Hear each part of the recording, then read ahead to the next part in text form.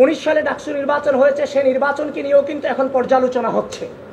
সুতরাং 2025 সালে ডাকসু নির্বাচন হয়েছে, যে অসঙ্গতি এবং অনিয়ম এবং কারচুপির অভিযোগ এসেছে সেগুলো নিয়েও পর্যালোচনা চলতে থাকবে যতক্ষণ না পর্যন্ত সুষ্ঠু নির্বাচন এবং প্রশাসন তার অবস্থান ক্লিয়ার করতে না পারবে বিষয়গুলো নিয়ে।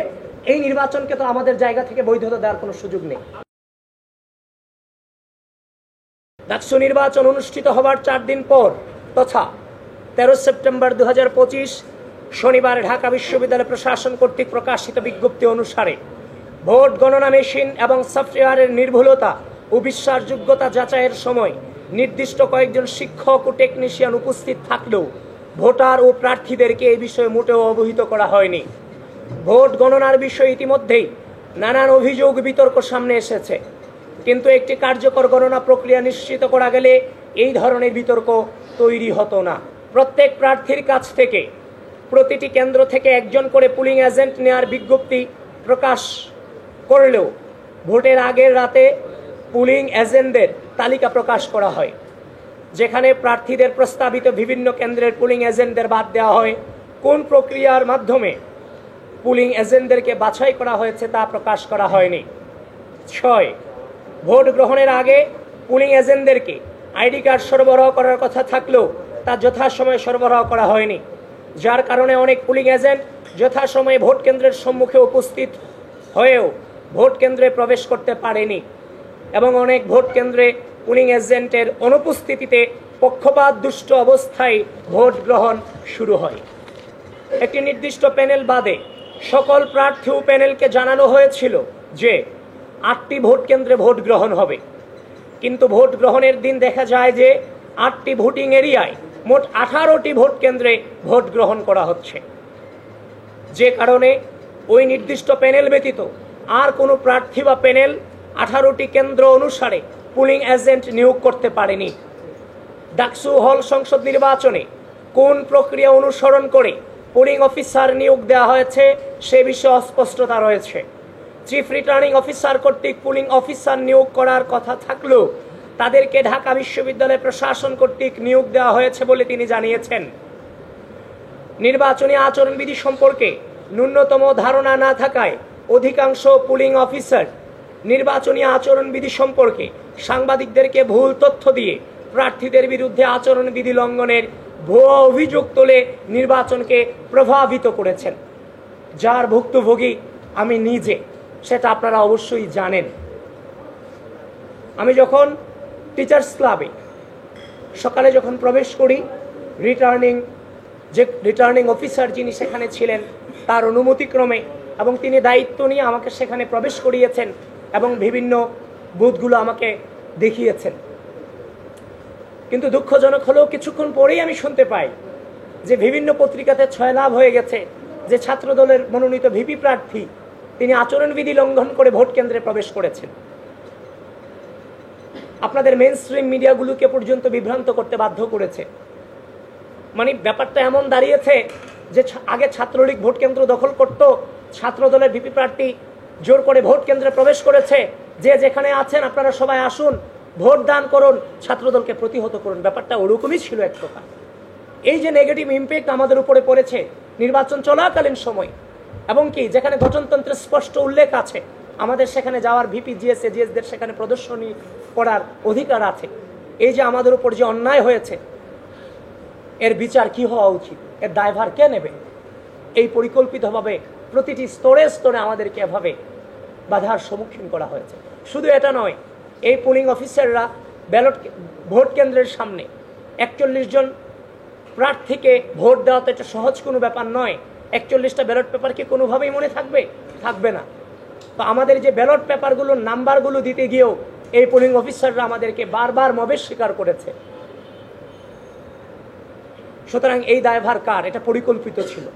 নিরাপত্তা ও ভোট সংশ্লিষ্ট দায়িত্বে থাকা কতিপয় অতি উৎসাহী বিএনসিসি, রোভার স্কাউট ও গার্লস গাইড সদস্যের ভূমিকা ইতিমধ্যেই প্রশ্নবিদ্ধ হয়েছে। নির্বাচনের দিন ক্যাম্পাসের প্রবেশ মুখে নিরাপত্তার দায়িত্বরত কতিপয় বিএনসিসি, রোভার স্কাউট ও গার্লস গাইড সদস্যের সহায়তায় একটি নির্দিষ্ট গোষ্ঠীকে ক্যাম্পাসে অবাধে প্রবেশের সুযোগ দেওয়া হয়েছে বলে শিক্ষার্থীদের পক্ষ থেকে একাধিক অভিযোগ এসেছে এবং একাধিক বহিরাগত শিবির কর্মীকে শিক্ষার্থীরা হাতে নাতে ধরে প্রক্টর অফিসে সুপর্দ করেছিল। ভোট গণনার সময়ে পুলিং এজেন্টদেরকে কার্যত নিষ্ক্রিয় ভূমিকা পালন করতে বাধ্য করা হয়েছে। ভোট গণনা প্রক্রিয়ার সাথে পুলিং এজেন্টদেরকে যথাযথভাবে যুক্ত না করায় এবং প্রক্রিয়ায় ত্রুটি থাকার প্রতিবাদে বাংলাদেশ জাতীয়তাবাদী ছাত্রদল সমর্থিত প্যানেলের সকল পুলিং এজেন্ট সহ অধিকাংশ প্রার্থীর পুলিং এজেন্ট রেজাল্ট শিটে স্বাক্ষর না করেই ভোট কেন্দ্র ত্যাগ করেছেন।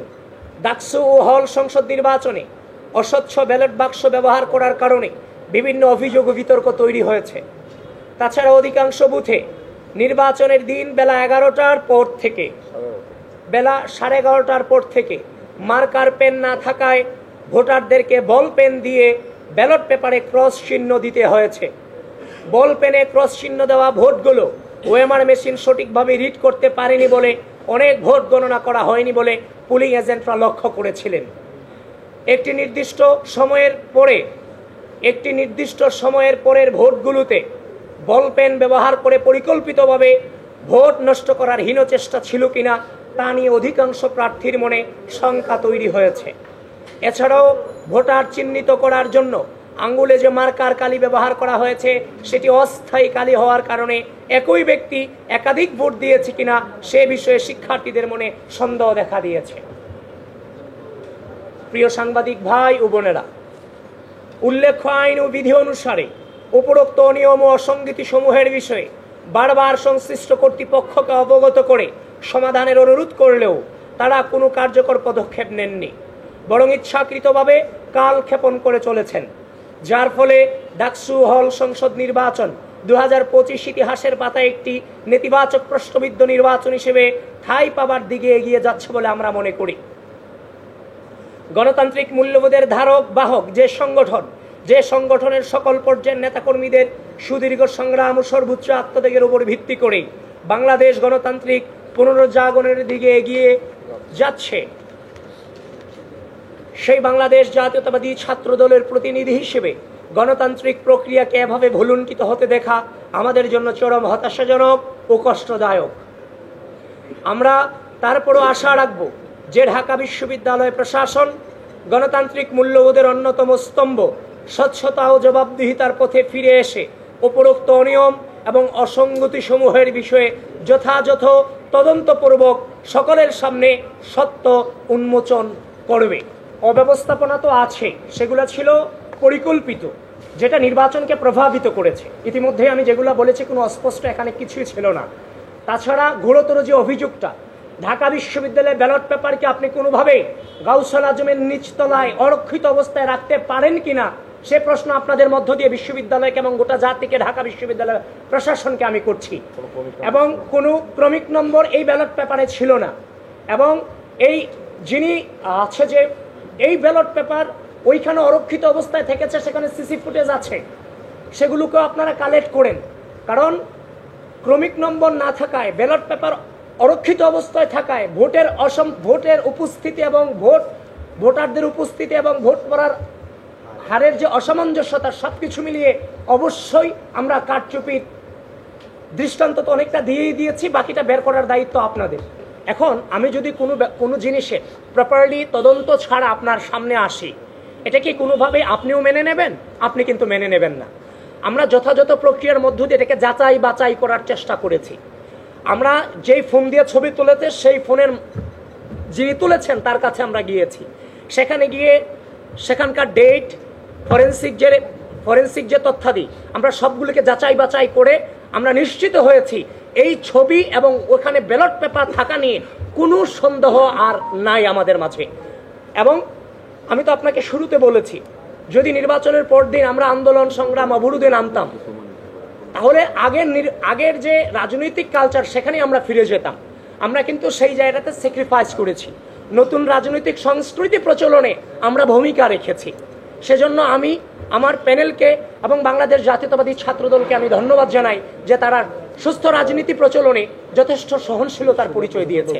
সুতরাং আমরা যথাযথ প্রক্রিয়া, আমরা বিশ্ববিদ্যালয় প্রশাসনের কাছে গিয়েছি, ফোন করেছি, তারা বারবার কালক্ষেপণ করে গেছেন।